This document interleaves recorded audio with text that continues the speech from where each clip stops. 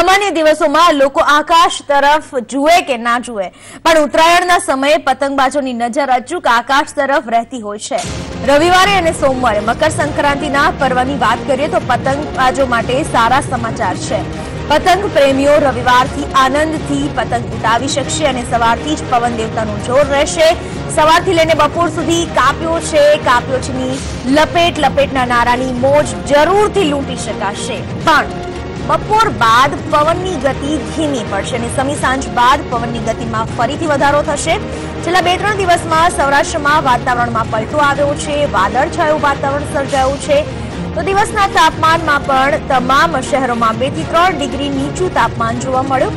અમુક વિસ્તારમાં પવન ઉત્તર પશ્ચિમમાં ફૂંકાવાની શક્યતા છે। ઓખા દ્વારિકા વિસ્તારમાં ઝાકળની શક્યતા પણ જોવાઈ રહી છે। ટૂંકમાં બપોરે લંચ બ્રેક સમયે પવનની ગતિ ઓછી રહેશે, જ્યારે રાત્રિના સમયે પવન ફરીથી વધુ જોવા મળશે। વિશે વધુ માહિતી આપવા આપણી સાથે જોડાઈ ચૂક્યા છે અમારા સંવાદદાતા મનોજ અગ્રવાલ। મનોજ, ખાસ તો આપણે દરરોજ કેવો પવન રહેશે નથી જાણતા, પરંતુ જ્યારે સંક્રાંતની વાત હોય છે ત્યારે દર વખતે પતંગ રસિયાઓ ઈચ્છતા હોય છે કે પવનનું જોર વધુ હોય। આ વખતે શું સમાચાર સામે આવી રહ્યા છે?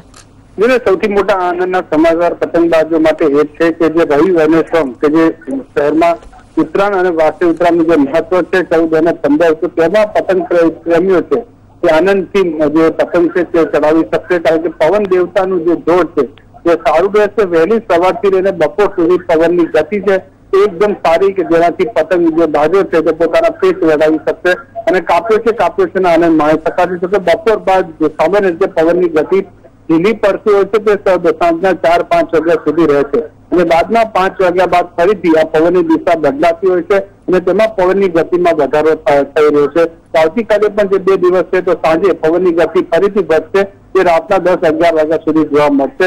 જો કે આ વખતે સ્ટેપ ઉત્તરાયણનો જે સૌથી મોટો જે મારો છે તેમાં જે પક્ષીઓ માટે પણ જે સવારનો અને સાંજનો જે ટાઈમ છે તો તેમાં કેટલાક શહેરોમાં પોલીસ કમિશનરે એક મોટું જીવ દેવાનું કામ કર્યું છે કે જાહેરનામા પણ બહાર પાડે છે કે આ દરમિયાન પતંગ ઉડાડવો નહીં, જોકે હંમેશની માફક ચાઇનીઝ તુક્કલો પર પણ પ્રતિબંધ લાગવામાં આવ્યો છે, તો આ વખતે પણ પ્રતિબંધ જરૂરથી લાગ્યો છે। આમ છતાં પણ પોલીસ કમિશનરના જે જાહેરનામાનું ઉલ્લંઘન કરીને કેટલીક જગ્યાએ તુક્કલો પણ ચલાવતી હોય છે અને આગના બનાવ પણ બનતા હોય છે।